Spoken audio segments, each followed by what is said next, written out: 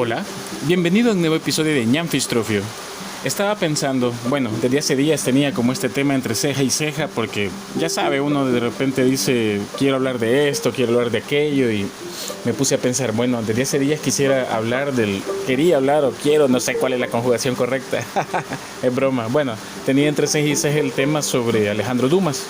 Perdón, Alexandre Dumas, pero como mi pronunciación de tales idiomas es atroz, es totalmente de alguien que le faltan 5 para el peso, así que he decidido sencillamente pronunciarlo en la forma castellanizada para no complicarme la vida y para darle menos cringe a usted también, a quien me está escuchando, ¿verdad? Ya de por sí me pongo en el plan así de mi sentido del humor todo random, ahora imagínense haciendo el ridículo todavía sumado a las pronunciaciones todas extrañas que puedan tener estos idiomas o que son extrañas para mí por falta de conocimiento, por falta de experticia, por ignorancia, lo que usted quiera. Pero tenía entre ceja y ceja el tema sobre Alejandro Dumas, porque tal vez usted lo sabe, no necesariamente sea algo nuevo para usted, o para quien me está escuchando, el hecho de que las novelas de Los Tres Mosqueteros, 20 años después, El Vizconde de Bragelonne y El Conde de Montecristo sean novelas inspiradas en hechos históricos, parcialmente en hechos históricos, al mismo tiempo en hechos de personas cercanas a Alejandro Dumas, o al menos que él tuviera noticia de estas personas, es decir, que están basadas medianamente en hechos reales, pues obviamente sumado a toda la ficción, toda esta parte del romanticismo y todo este rollo. Entonces me imagino que usted de alguna manera tal vez sabe algo, o que la BBC, recuerdo que sacó un documental hace un tiempo, no sé si artículo o reportaje, lo que sea, o que también basta con buscar un poco en Wikipedia o incluso en las IA, que ahora tan de moda están, y puede encontrar información vasta al respecto. Por cierto, ya que siempre me gusta hacer esta clase de disclaimer, si usted está interesado en profundizar en estos temas o tiene alguna intención de leer seriamente sobre estos temas, este no es ni siquiera una introducción y estaría en el lugar equivocado. Esto es más una charla de sobremesa o más una plática de bolo, en dependencia de si usted es más formal para decirlo o más vulgar para decirlo. Así que esto es algo entre cuates, algo entre cheros. Lo que yo hago es una changoneta, una plática informal, llamémosle así. Así que si usted está buscando algo más serio, le recomiendo el ensayo de Claude Rive, creo que así se pronuncia. Si no recuerdo mal, es aquel ensayo que se titula Los crímenes de Napoleón y el otro que se titula El general Dumas, si no me falla la memoria. Y de ahí mi otra recomendación es el ensayo de Tom Race, que se titula El Conde Negro, un ensayo maravilloso, se lee de una sentada, o depende de la sentada que usted se dé para leer, pero si no tiene nada que hacer un domingo desde las 2 de la tarde hasta las 6, 7 de la noche, bien se lo termina. Es un libro ameno, un libro que se lee bastante rápido y bastante informativo. De ahí para todo lo demás, como dije hace un momento, Wikipedia, las IA, YouTube, los documentales que hay aquí y acá. Cualquier otra cosa, si usted quiere tratar o escuchar seriamente sobre este tema, lo va a hacer en todos lados, menos aquí. Aquí es una plática más informal, o un monólogo informal, si usted lo quiere ver así. Y simplemente porque traía el tema entre ceja y ceja, tengo deseo de hablar sobre este tema. En fin, descontando lo de las pronunciaciones, los disclaimers y todo lo demás, quizás haría falta también añadir que como siempre me emociono, me faltan 5 para el peso y se me va la chaveta, estoy seguro de que se me va a ir uno que otro spoiler de las novelas antes mencionadas de Alejandro Dumas, ya sea la trilogía de los Mosqueteros o El Conde de Montecristo. Esas 4 novelas se merecen su propio episodio cada una, de seguro en alguna ocasión espero tener la oportunidad de hacerlo, pero por el momento quizás solo se me van a escapar uno que otro spoiler de alguna de esas novelas, así que desde ya también está advertido. Así que, yo y mis preámbulos de 15 minutos, si no ha lavado los trastes, si va conduciendo en el tráfico, si no tiene nada que hacer, si de repente se acostó en el colchón o en la hamaca y usted dice, ¿y qué hago? Estoy aburrido de las redes, quiero escuchar a algún loco que tenga alguna tontera que decir, pues aquí estoy yo y no sé, los siguientes 10 o 15 minutos voy a hablar brevemente lo que pueda y sin redundar tanto como he hecho en esta introducción sobre Alejandro Dumas y lo que yo denomino la catarsis de Alejandro Dumas. Empezamos. Primero lo primero. no olvidemos que todas las personas afrontan las adversidades de forma diferente y no está bien, yo sé que estamos en este tiempo de relativizarlo todo, pero no está bien, digamos, minimizar la manera en que uno y otro lo afronta. Ahora, si es moralmente cuestionable o no, eso será su decisión. Paso la pelota al lado de su cancha para que usted se dedique a hacerlo, pero de mi parte al menos considero que cada uno lo afronta diferente y no está bien juzgar moralmente a alguien solo porque sí, sobre todo porque cada uno nace con su temperamento, se cría en un contexto específico y cada uno va desarrollando buenas o malas actitudes, aptitudes y cosas demás, todo lo que usted quiera, todo lo que tenga que ver con la personalidad, la formación humana, y en dependencia de eso y en dependencia de los respectivos contextos de cada uno, vamos a responder unos con otros. Ahora bien, no deja de ser admirable quien, teniendo todo en contra, responde de la forma más airosa y heroica posible. Eso es impresionante. El 99% de la humanidad no es así, pero qué impresionante cuando de ese 1% nos llegan noticias de las historias de gente que contra 100.000 adversidades o empieza con el contador de menos 100.000 y logra llegar airoso a más 100.000 y su vida se convierte en una gloriosa historia inspiradora. Creo que este no es el caso, pero vamos a ir por partes antes de que me terminen de enredar en mi cabeza. En primer lugar, hacía esta introducción de que no todos sobrellevamos las dificultades de la misma manera porque Alejandro Dumas nació en un contexto de una Francia racista, ultra racista mejor dicho, y en un contexto en el que él venía de una familia venida a menos. Vamos a poner un punto más sobre esto por si desconoce un poco sobre este aspecto de la historia de Francia. Francia es uno de los países más racistas a lo largo de la historia, o sea, no ni siquiera de un siglo específico, no ni siquiera de un contexto social concreto, político, no, de la historia. Es uno de los países más racistas que han existido y sin embargo es uno de los países que al mismo tiempo y de forma paradójica han sido bien abiertos en la libertad de expresión. Son uno de los pocos países en el mundo que tienen esa virtud tan interesante de aprender a reconocer el talento donde quiera que lo vean, y suele pasar, tal vez no en el 100% de ocasiones, pero suele pasar que apadrinan dichos talentos sin importar de dónde provengan. El caso más inmediato que se me ocurre, pues, solo porque sí, es el caso de Jorge Luis Borges, que creo que ya lo he dicho en casi todos los episodios, capaz menciona a Borges, no sé, pero Borges, por ejemplo, era un total desconocido hasta los años 40, no total desconocido, pero digamos que era un escritor de nicho, un escritor de culto, un escritor que sobre todo leían y compartían entre intelectuales y escritores, pero que el lector común pues todavía no gozaba del beneplácito de los libros de Borges, al menos no el lector común hasta donde tenemos noticia. Sin embargo, se le invita a Borges en uno de los aniversarios shakespearianos a dar una conferencia de parte de la UNESCO.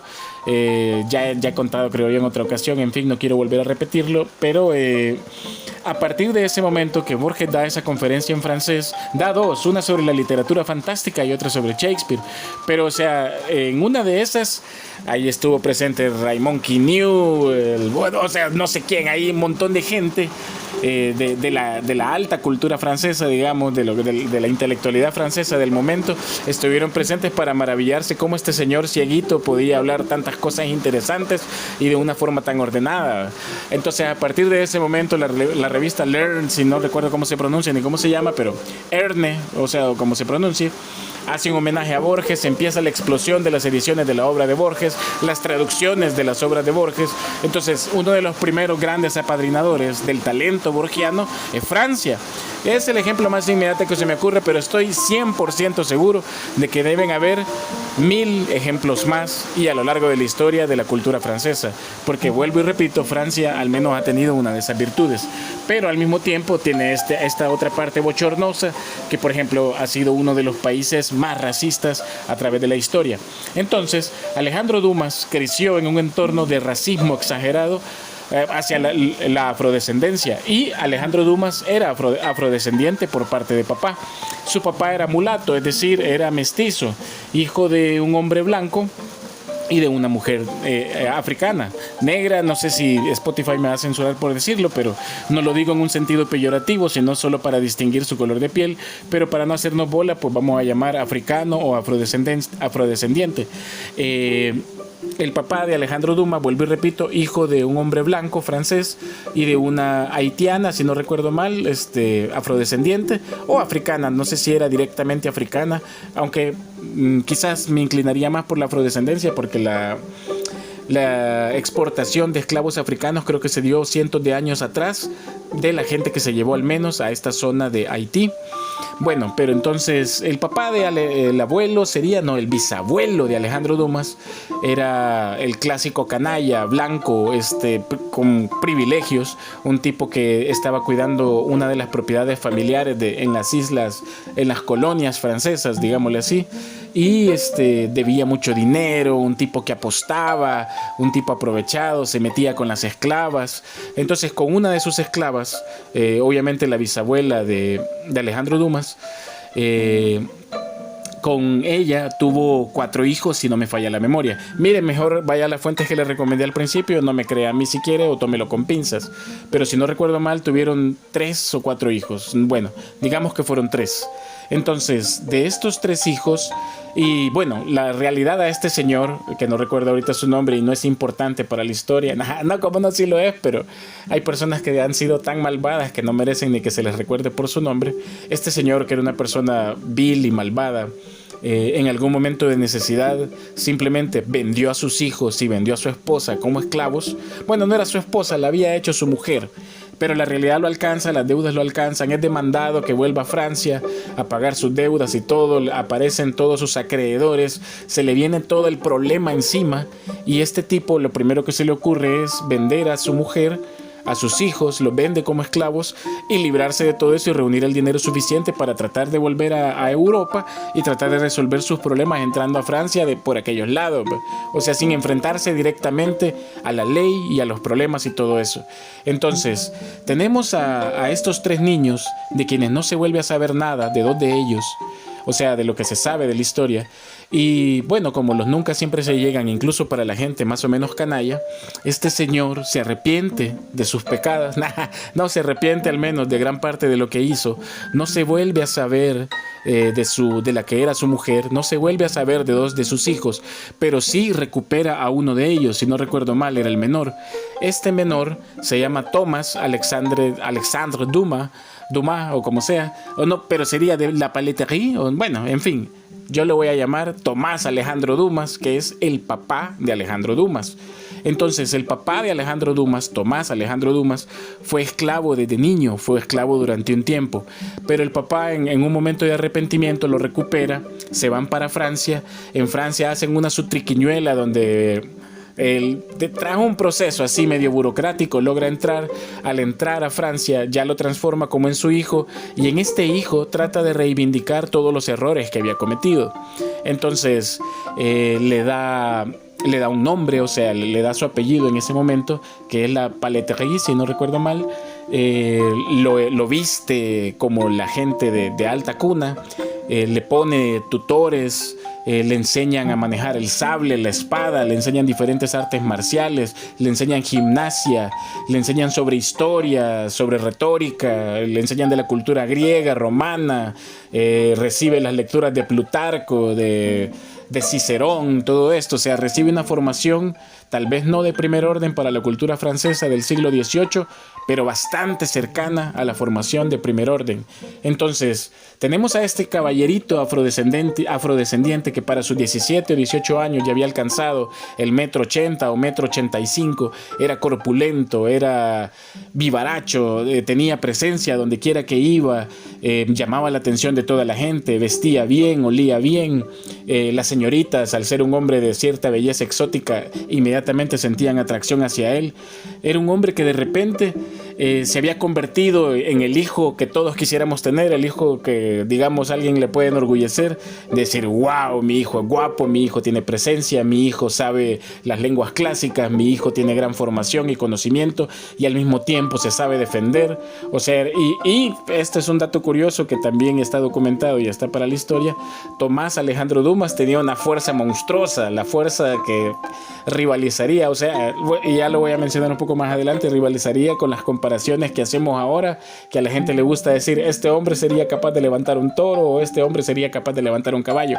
Obviamente son hipérboles, pero a la gente le gustan esta clase de comparaciones para situaciones específicas y para simplificación de explicar de dónde puede aparecer la fuerza de un hombre. Entonces, este hombre que primero había sido, de niño, había sido un esclavo, Tomás Alejandro Dumas, en algún momento, cuando logra la mayoría de edad, su papá se vuelve a casar, como el que es mujeriego, canalla y todo lo demás, esconde las mañas por un rato, incluso en sus tiempos de arrepentimiento, pero en algún momento, sobre todo si la debilidad se presta, vuelven a recaer, ¿va? Entonces, el papá se vuelve a casar, tienen una niña, si no recuerdo mal, y en ese momento su hijo, Tomás Alejandro Dumas, se pelea con su papá y llegan a este impasse donde el papá lo amenaza con desheredarlo y Tomás Alejandro Dumas, que ya estaba muy bien formado, ya era todo un hombre y no iba a permitir que su padre le hablara así, sobre todo con todos esos antecedentes que se tienen, ¿verdad? De que vendió a su mamá y a sus hermanos como esclavos. Él decide emanciparse y dice, bueno, va pues, dale, me da igual, desheredame, es más, me voy a quitar tu apellido, y se lo quita de hecho, porque la decisión que toma Tomás Alejandro Dumas en ese momento es la de meterse al ejército. Y como soldado raso, para contextualizar en la época, si usted venía de buen apellido, casi que tenía el caminito hecho para que a usted lo convirtieran en oficial, mientras que la persona común y corriente que ingresaba al ejército rara vez pasaba de ser de soldado raso o los rangos más bajos del ejército. Pero Tomás Alejandro Dumas, en una demostración de valentía, tenacidad y todo lo que usted quiera, decide meterse como soldado raso y para no siquiera que el papá fuera a decir a futuro, no, pero por mi apellido llegaste a tal, nada, no use el apellido paterno, sino que decide utilizar el apellido materno, que en este caso es el apellido Dumas, o Dumas, como se pronuncie, pues no sé, perdóneme la vida. Y en el momento que ingresa al ejército, las primeras hazañas que logra como soldado raso, casi que de inmediato lo comienzan a catapultar hasta la posición que él iba a alcanzar. Entonces, tenemos a un Tomás Alejandro Dumas que para cuando tenía 22 años ya había alcanzado un rango de oficial que me va a perdonar la vida por no recordarlo, pero ya era un grado de oficial importante. Por decirle algo, cuando era, no sé si soldado raso o apenas un equivalente al sargentito de ahora, no estoy demeritando, ojo, que no se me malinterprete, pero ya sabe que hay grados más altos de grado de oficial.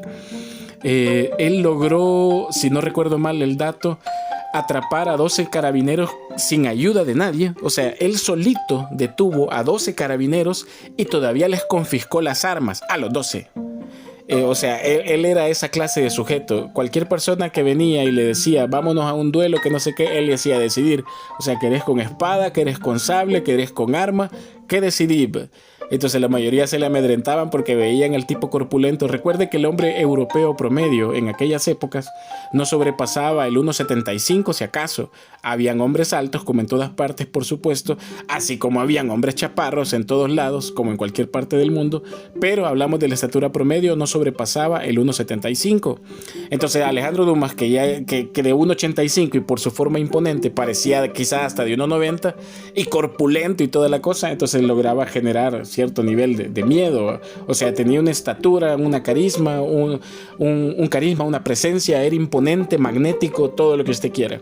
Entonces, y como mencionaba, porque todo esto comenzó con el tema de su hijo, o sea, Alejandro Dumas. Alejandro Dumas, en cambio, creció en una familia venida menos, creció con sus abuelos. Su formación inicial no pudo ser en la escuela a la que iba ya todo mundo, porque tenía problemas de dinero, no podían pagar un buen lugar para que él fuera a estudiar. Entonces un cura se hace cargo de su educación inicial, y la educación inicial de Alejandro Dumas era así como con los escolásticos, con la Biblia, que no desdeño esa formación. Yo estudié en una escuela católica, solo que pues sí, en estos tiempos, pero vaya, solo para que se haga la idea de que no, para nada, no desprecio eso, pero obviamente no se parecía a la formación que recibían otras personas en ese momento, y simplemente la familia de Alejandro Dumas no tenía al alcance otra posibilidad de hacerlo. Entonces Alejandro Dumas creció con la historia de su padre, o sea, la historia de Tomás Alejandro Dumas, la historia de la gloria de su padre, y para Alejandro Dumas siempre fue como, bueno, pero ¿por qué si en el tiempo de mi papá él pudo hacer esto, por qué yo no puedo? O sea, ya no se trataba ni cosa de dinero y todo esto, sino que por qué él no podía. Y cosa curiosa, Alejandro Dumas crece y logra uno que otro contacto, uno que otro acercamiento con gente poderosa, logra el beneplácito y el gusto de algunas personas sobre lo que él escribe, sobre su pensamiento, sobre las cosas que él tiene para ofrecer, y empieza a tener dinero, le empieza a ir mejor en la vida. Es más, Alejandro Dumas llegó a tener mucho dinero.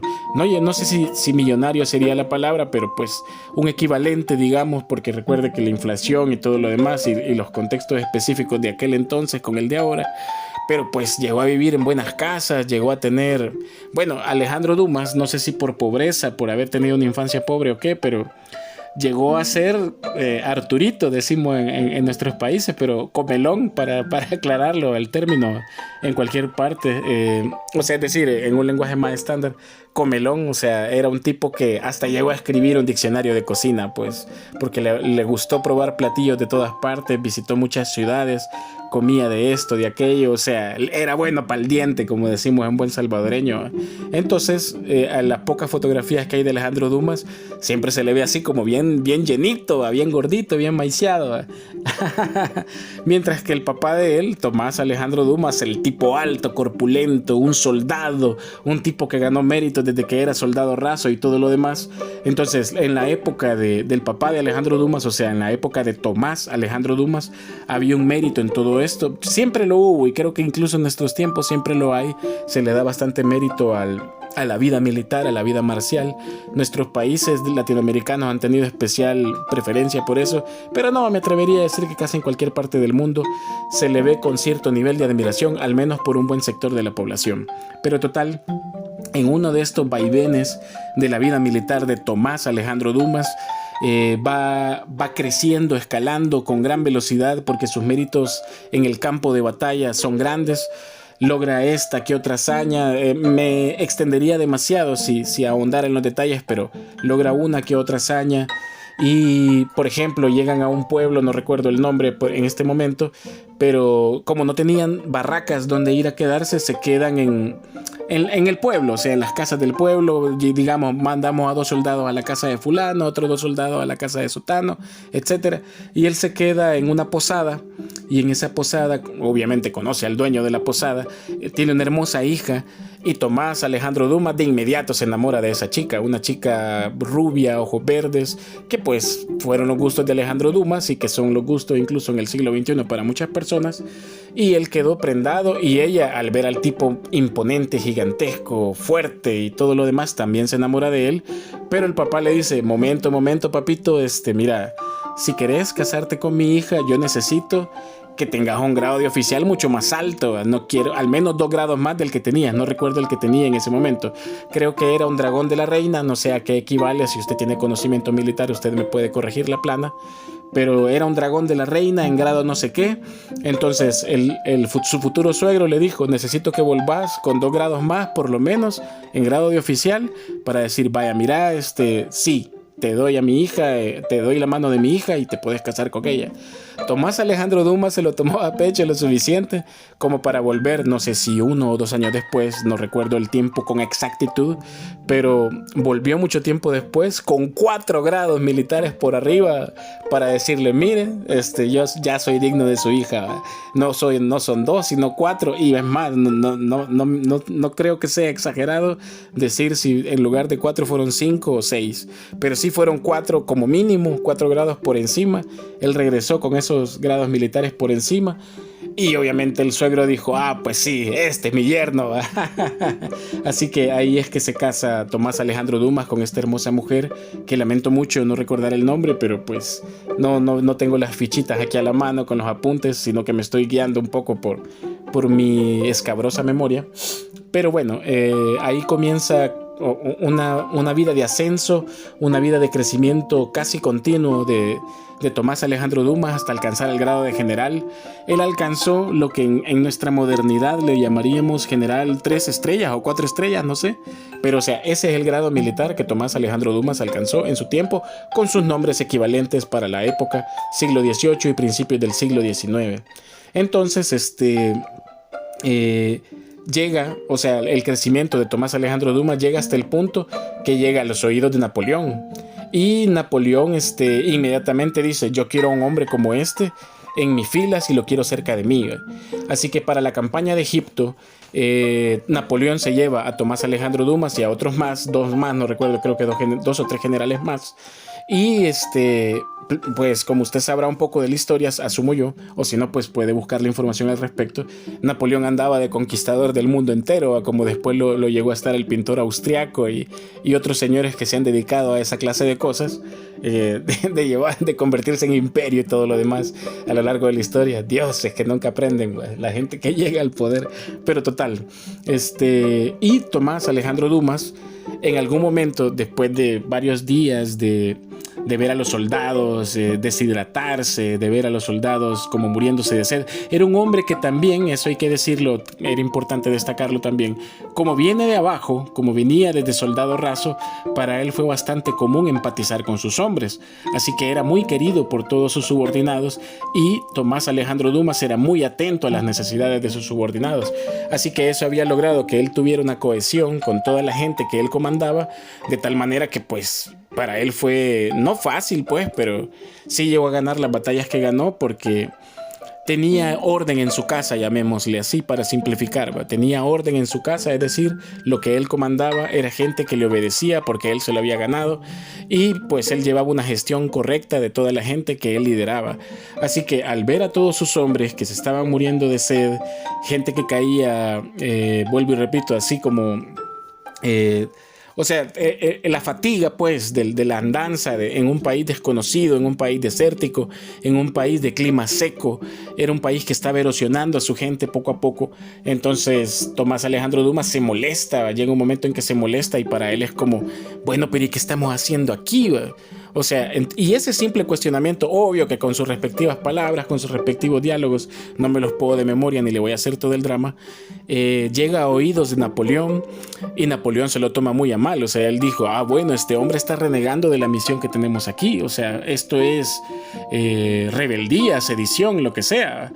Entonces manda a llamar a Tomás Alejandro Dumas y tienen su discusión que ha sido recreada por su mismo hijo Alejandro Dumas, y también ha sido recreada por otros historiadores, pero que no tenemos noticia completa de cómo pudo haber sido, pero termina en una discusión entre ellos dos, donde Tomás Alejandro Dumas le dijo, no, o sea, yo no estoy de acuerdo ni con lo que hizo Julio César, ni estoy de acuerdo con lo que hizo Sila, ni estoy de acuerdo con lo que vos estás haciendo ahora. O sea, en resumen, prácticamente le dio a entender de forma implícita eso a Napoleón, ¿va?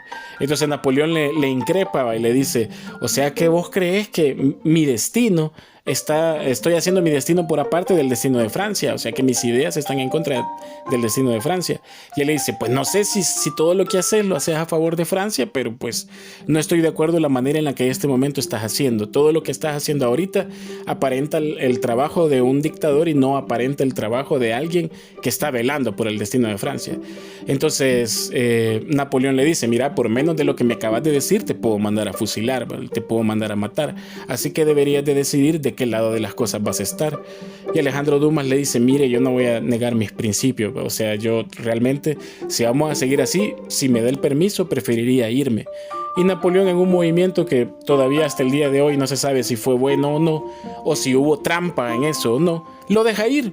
Y le dice, sí, hombre, va, si querés regresate al continente, nosotros vamos a continuar la campaña de Egipto, lo vamos a hacer sin vos y ya vas a ver que nos va a ir bien, y esto va a mejorar el destino de Francia, tener nuevas colonias para Francia, tener a Egipto de nuestro lado, etcétera, etcétera, etcétera. Y bueno, Tomás Alejandro Dumas se regresa con unas cuantas personas y tienen un momento de tormenta en el barco cuando intentan regresar, y a medida que van en este viaje y todo, casi por poco naufragan y llegan a una parte de Italia, no recuerdo cuál, lamento no saber bien de geografía y no recordar por completo el dato, pero al llegar acá no son recibidos como deseaba. Tomás Alejandro Dumas no es recibido como él deseaba y lo toman la gente de ahí y lo meten preso. Al principio era una cosa así de que tipo, vamos a arreglar esto. Aparentemente esta ciudad italiana en la que cayeron era enemiga de Francia en ese momento. Acuérdense que la Italia unificada es algo que es un poco más allá del siglo XIX. En ese momento todavía, o sea, casi a finales, si no recuerdo, 1875, más adelante de eso, con este señor Garibaldi y todo este rollo. Pero vaya, estamos un poco más atrás, cuando todavía Italia no era una región unificada. Entonces esta zona de Italia en ese momento simplemente no estaba del lado de Francia. Así que para la mala suerte de Tomás Alejandro Dumas, cayó en manos de gente muy mala y gente que no dudó en ese momento de decir, bueno, vamos a sacar partida, tenemos un general de Napoleón en nuestras manos. Y lo encarcelan sin saber Alejandro Dumas que ese destino se iba a alargar bastante durante los siguientes, fueron 2 o 3 años. Digamos que fueron 2, a lo mejor no fueron tantos, fueron 2. Digamos que fueron 2 años, luego usted corrobora el dato en internet. Y en esos 2 años, Tomás Alejandro Dumas recibió toda clase de maltratos y todo este rollo.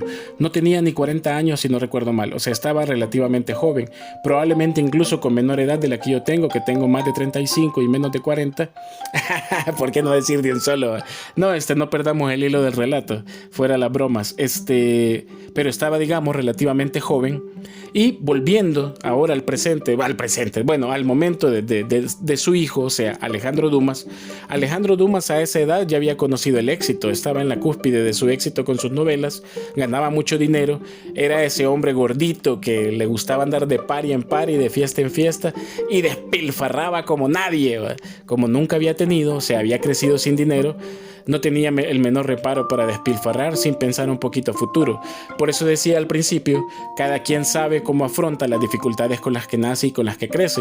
Porque el papá de Alejandro Dumas, o sea, Tomás Alejandro Dumas, conoció la esclavitud en la infancia, conoció el racismo en la Francia esclavista del siglo XVIII y sin embargo logra sobreponerse a todo eso y logra crecer poco a poco. Me he comido muchos detalles en aras de tratar de llevar un relato ágil, pero por ejemplo él durante sus años mozos recibió comentarios racistas, recibió o sea, para él era normal tener sus 2-3 duelos a la semana porque a cada rato le salía alguien que lo insultaba y Tomás Alejandro Dumas no dudaba en defender su honor. ¿Por qué se tenía que hacer de esa manera? Porque solo así, defendiendo el honor y a veces por las manos, por los puños, por las armas o a la fuerza, era la única forma en que la gente dejara de hablar, al menos en su cara, que lo hicieran a sus espaldas, que lo insultaran a sus espaldas. Pero llegó un momento en que nadie se atrevía a hacerlo en la cara. Y solo escasas veces, si no recuerdo mal, le pasó con una mujer que una vez acompañaba a una mujer en un teatro y un soldado de alto rango lo insultó. ¿Y cómo le responde usted a un oficial de alto rango? Peor en la Francia del siglo XVIII.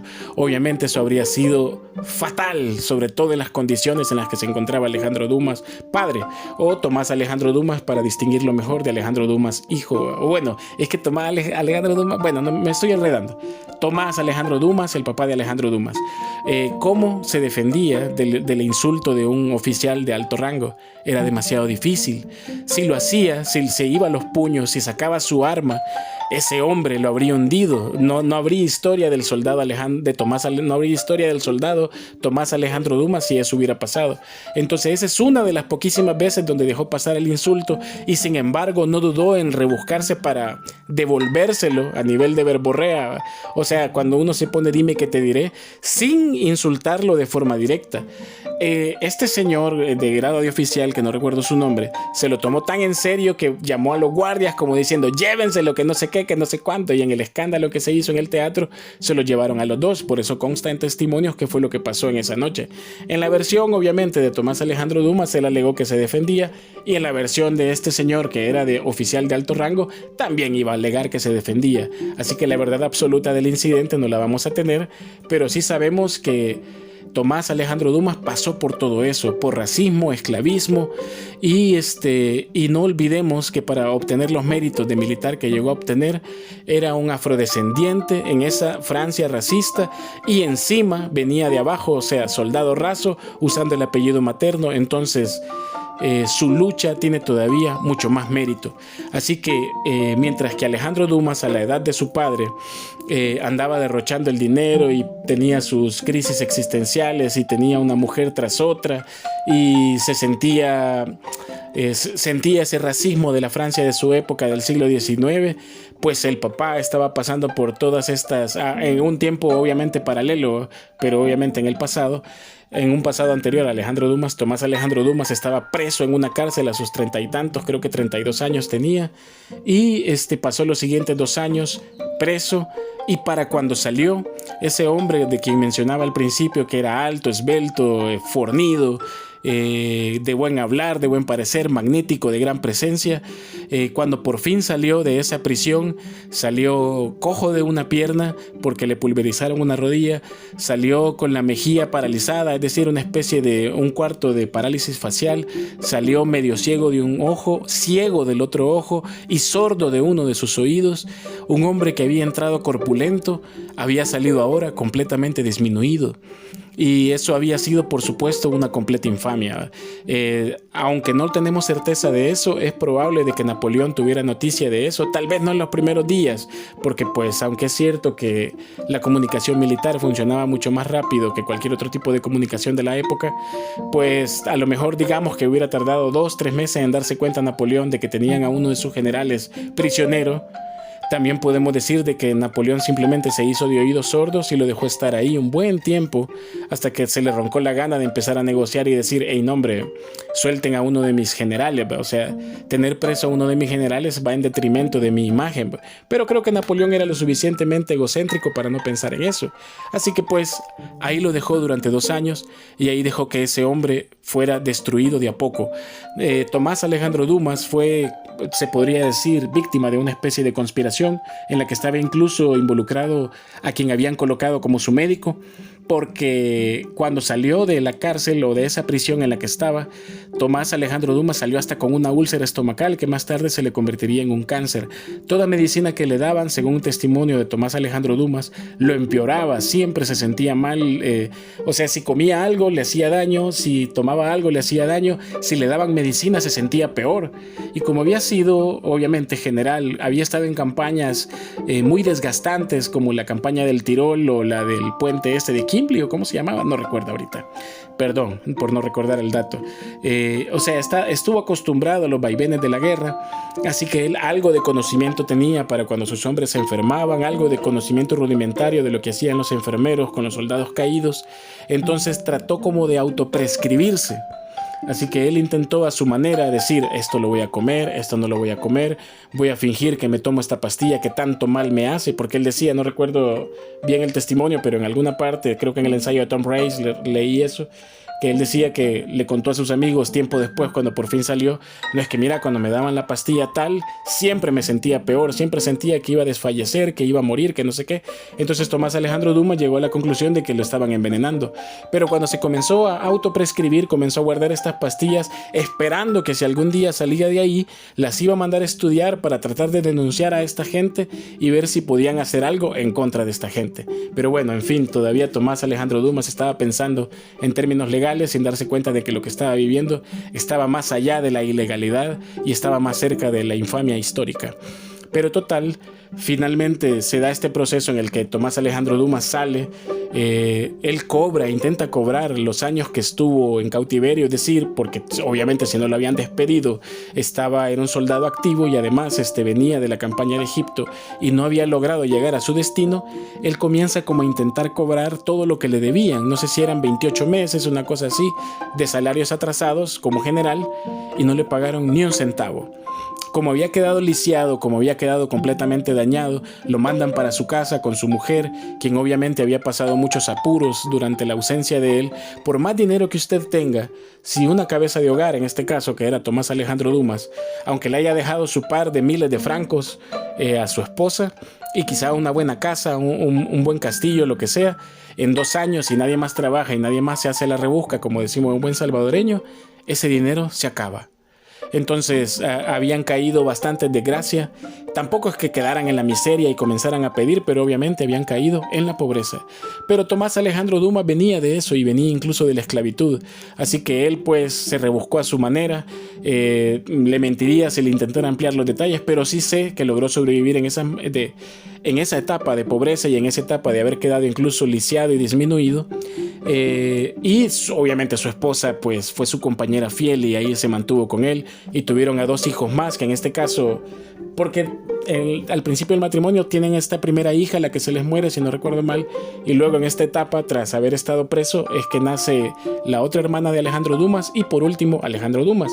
Vaya, entonces él nunca se cansó, Tomás Alejandro Dumas nunca se cansó de enviar estas cartas para ver si de esta manera le resolvían, si el gobierno, alguien de las altas esferas, lo que sea, que en su carrera militar él conoció a mucha gente, tanto los que estuvieron debajo de él como los que ahora estaban arriba de él, y nadie le respondió, solo conoció el muro gigantesco de la burocracia francesa, o bueno, de la burocracia de todos nuestros países, porque la mayoría de nuestros países aprendieron a la francesa el estilo de la burocracia. Así que la vida de Tomás Alejandro Dumas de nuevo había dado un giro inesperado y le había dado las vueltas que da la vida y que nadie espera ni desea que le llegue. Es decir, comenzó de abajo, logró ascender, logró hacer lo mejor que pudo, logró mantenerse en sus principios, al menos los que él creía correctos, y pues haber defendido esos principios le hizo caer en desgracia ante los ojos del dictador Napoleón, y luego pues volvió a caer abajo, muy abajo, hasta quedar en la situación en la que se quedó.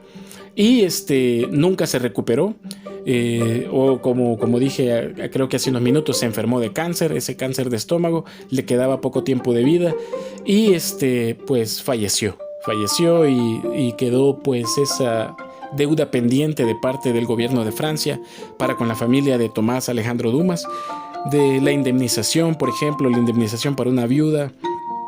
Todas las pensiones que debieron pagársele nunca se pagaron, de no ser por 2 amigos que tuvo Tomás Alejandro Dumas, de quienes no recuerdo en este momento su nombre.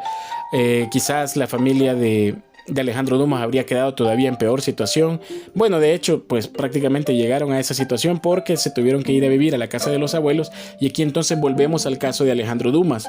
Alejandro Dumas creció con todas estas historias de su padre y creo que lo dije hace muy buen rato. Entonces, creo que Alejandro Dumas no dimensionaba un poco, no dimensionaba, es decir, como ahora nosotros lo podemos ver con distanciamiento histórico, que simple y llanamente era racismo duro y puro lo que él estaba viviendo, sino que Alejandro Dumas creo que pensaba que seguían los enemigos de su padre en el poder y que los enemigos de su padre eran los que impedían que ellos pudieran vivir mejor y que se les cerraran todas las puertas y que no tuvieran oportunidades. Qué bueno. O sea, en cierto modo, pues está bien que Alejandro Dumas lo viera de esa manera y no pensara simple y llanamente, como por ejemplo yo habría pensado de forma pragmática, que me tratarían con racismo. Alejandro Dumas no lo pensó de esa manera, sino que pensó, los enemigos de mi padre, los que conspiraron contra mi padre, todavía siguen por ahí y por ellos se nos cierran todas las puertas. Pero no, era racismo puro y duro lo que vivía Alejandro Dumas. Entonces Alejandro Dumas creció en un entorno de adversidad, en pobreza y adversidad. Entonces las primeras oportunidades que las llegó a tener con la escritura. Y esa espinita en el alma siempre la tuvo Alejandro Dumas, siempre la tenía por ahí, cargándola con él. Y para él era como, ¿por qué? O sea, ¿por qué a mi papá le hicieron esto? ¿Por qué a mi papá que dio tanto por Francia? ¿Por qué? Que él creció con este ejército, él llevó lejos, ganó estas y estas campañas, tuvo estas y estas hazañas. ¿Por qué se le pagó de esta manera? Entonces, como esos clavos, ya sea que yo los viviera con mi papá o los viviera con un hermano, con un familiar, con alguien muy amado y muy querido y admirado, cada uno debe encontrar la manera de desahogarlo, de convertirlo en un material que a lo mejor no sea autodestructivo. Y aunque no las escribió al mismo tiempo, en términos de escritores y de literatura se puede decir que casi las escribió al mismo tiempo. Ahí es donde Alejandro Dumas escribió casi al mismo tiempo El Conde de Montecristo y Los Tres Mosqueteros. Y esto es importante recalcarlo porque usted puede decir, bueno, pero si no fueron al mismo tiempo, no fueron el mismo año, no es al mismo tiempo. Bueno, en términos de literatura, un autor puede escribir, por ejemplo, George Martin en Canción de Hielo y Fuego, tal vez con Juego de Tronos la escribió, no sé si fue en el 96, y en el 99 o 2000, o 2001, no sé, sacó la segunda, la de Choque de Reyes. Usted puede decir, sí, pero han pasado 5 años entre una y otra. Sí, pero eso es el año de la publicación, pero el año de la elaboración y por la temática y por todo lo demás, en literatura una distancia de 5 años se puede decir, entre comillas, que es casi al mismo tiempo. Entonces, si no recuerdo mal, si no me falla la memoria, entre El Conde de Montecristo y Los Tres Mosqueteros hay 2 años o 3 máximo, 3. Entonces se puede decir, y son novelas gigantescas de gran envergadura, de publicación semanal en novela folletinesca. Entonces se puede decir que Alejandro Dumas las trabajó casi al mismo tiempo. Y si usted se dedica a investigar más sobre la historia del papá de Alejandro Dumas, se puede decir que se inspiró bastante en su papá para 2 personajes interesantes en ambas novelas. En el caso del Conde de Montecristo, sí es obvio que se inspiró en el encarcelamiento de su papá. No quiere decir de que todo el 100% de Edmundo Dantes o Edmond Dantes esté inspirado en su papá, pero sí se sabe que buena parte, todo lo del el prisionero, que Edmond Dantes está en el castillo de If, y todo el escape y todo ese rollo, ahí entra la catarsis de Alejandro Dumas. Mientras que su papá no pudo escapar de sus captores y salió de la cárcel completamente disminuido, Edmundo Dantes sí escapa del castillo de If, un escape heroico, de caer al agua, salir, encontrar el tesoro y vengarse de todos y cada uno por uno, de todas las personas que conspiraron contra él para que él se quedara preso. Ahí hay una catarsis gigantesca de parte de Alejandro Dumas. Su papá no tuvo un final feliz, pero Edmundo Dantes sí tuvo un final feliz. Mientras que en Los Tres Mosqueteros muy probablemente la inspiración para Porthos, uno de los 3 mosqueteros, bueno, de los 4 si contamos a D'Artagnan, a Athos, Porthos y Aramis, y D'Artagnan, que es quien cuenta la historia. Es bien curioso, eso sería ya para otro tema, perdón que me desvíe, pero es curioso que la novela se llame Los Tres Mosqueteros y en realidad la historia del cuarto. Cosas de la vida, cosas de escritores también. O sea, los 3 mosqueteros famosos son Athos, Porthos y Aramis, pero la historia de la novela Los Tres Mosqueteros es la historia del cuarto, o sea, la historia de D'Artagnan. Pero bueno, Porthos, de los 3 mosqueteros principales, es quien es alto, fornido, quien levanta una mesa con una sola mano, a quien puede vencer a varios hombres a puño limpio y quien es temible a la hora de estar en el campo de batalla. O sea, Porthos, el gigantesco, el hombre que también es un poco más vanidoso, el que más, el más como hablador, el más de decir, te metes conmigo, entonces nos vamos a poner de tú a tú. El hombre ostentoso también. En fin, creería yo que Porthos está inspirado parcialmente en el papá de Alejandro Dumas, o sea, en Tomás Alejandro Dumas. Y cosa curiosa también, si usted algún día se da la oportunidad de leer la trilogía de los mosqueteros, Porthos también es como el más noble. O sea, es el que más incapacidad de malicia tiene. Y los 3 son fieles a sus principios. Ojo, en los mosqueteros los 3 son fieles a sus principios, pero Porthos es fiel a sus principios, rayando en la ingenuidad infantil. Es maravilloso, es un personaje muy hermoso. Si algún día usted lee las novelas, espero que se acuerde de ese detalle. Espero también a la brevedad, espero en algún momento hacer un homenaje o un comentario para que picármela iba, ¿no? Humildemente hacer un comentario breve de las 3 novelas, o las 4, si me meto con El Conde de Montecristo, de Alejandro Dumas. Y aunque Alejandro Dumas no pudo quitarse ese clavo de su corazón, de las injusticias que se vivió para con su padre Tomás Alejandro Dumas, Dumas al menos lo pudo desahogar en la literatura y lo hizo de la forma más hermosa, es decir, no con la moralina de que moraleja, si te portas bien todo te va a ir bien. No, recuerde de que la forma en la que Edmundo Dantes se venga de todos sus enemigos es de una forma bastante cruel e incluso por momentos vil, o sea, no duda en hacer daño de forma irreparable a quienes son sus enemigos, o sea, y Alejandro Dumas no oculta esa parte del carácter de Edmundo Dantes. Entonces, igual en Los Tres Mosqueteros, todos los mosqueteros también matan, hacen cosas cuestionables, todo en aras de seguir defendiendo los ideales que ellos sienten que es correcto defender. Entonces, Alejandro Dumas no se va a esconder en moralinas y que en moralejas y cosas así. O sea, él hace lo que considera. Pero en esa consideración histórica de la narrativa de sus novelas, él desahoga, digamos, esa parte que la vida no le pudo ofrecer. La vida siempre es más implacable, pero nos dejó esas historias maravillosas de la ficción. Son el desahogo que Alejandro Dumas se llevó en la vida. Y aunque es cierto de que en estas novelas colaboró August Macedi, que aquí hay discusión, que quién editó más, quién puso más texto, quién hizo menos, con toda seguridad son historias de Alejandro Dumas, con toda seguridad. Si escribió el 100% de estas historias o no, pues también es una discusión amplia. Pero en fin, creo que me extendí demasiado, no era mi intención ni mi idea. Yo dije, en 15 minutos voy a tratar este tema, pero siempre me pongo verborreico, lo siento, las disculpas del caso. Pero en fin, era un tema que me traía entre ceja y ceja. Y bueno, no hay lección ni comentario final, simplemente qué dura es la vida y como dije al principio, cada uno la afronta de diferente manera. El papá de Alejandro Dumas, o sea, Tomás Alejandro Dumas, afrontó su final con cartas, buscando justicia, pidiéndole y demandándole a quienes él sabía que no iban a responderle, pero que él decidió que lo iba a intentar hasta el final, y eso me parece bien. Todos debemos intentar hasta el final algo que creamos o no, pueda funcionar o no, pero es nuestra lucha, es nuestro intento. Y la lucha del papá de Alejandro Dumas, o sea, la de Tomás Alejandro Dumas, fue seguir insistiendo al gobierno de ese tiempo, insistirle y decir, hey, no, reparen esto, o sea, me deben esto, por favor, ayúdenme, o sea, por favor, sean responsables, o sea, esto y esto y esto, aunque jamás le respondieron y murió pues esperando una respuesta. Y su hijo, en cambio, que sabía que nunca se iba a obtener esa justicia, decidió realizar su propia justicia poética en las obras literarias. Así que bueno, en fin, ya me extendí demasiado. Muchas gracias si llegó hasta aquí. Espero que nos escuchemos la próxima, o que usted me pueda escuchar la próxima semana.